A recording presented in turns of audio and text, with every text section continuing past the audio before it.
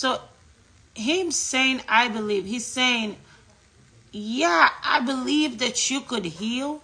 However, I don't know if you can do it in my situation. Mind you, the disciples of Jesus had already tried and failed. So this man had a lot of reason to be like, you know what? No, no, no, no, no. What's the point? Because your people done tried and they failed. So why should I, like, I cannot subject myself to this. So now at this point, he's basically in a place of,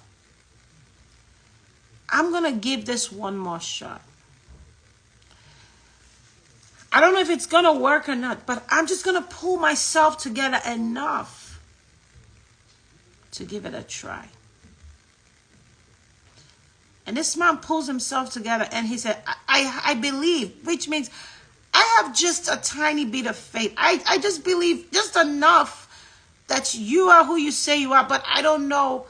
You know how people go, I've heard people say, this has never happened to me. I've heard people say, this is not for people like me. You know how people believe that all their lives, nothing good happened to them till it does? And so he's not saying, I don't believe that good things don't happen. I just believe that, you know, given the record of my life, it just hasn't been my experience. And I believe that's where that man was coming from. He's like, yeah, I believe that I've heard you do all these amazing things. However, I don't think you understand my story. However, good things hasn't happened in my family for a long time. And that's where I'm coming from. So he's saying, Lord, I believe. However, the part of me that doubts that it could happen to me, the part of me that doubts that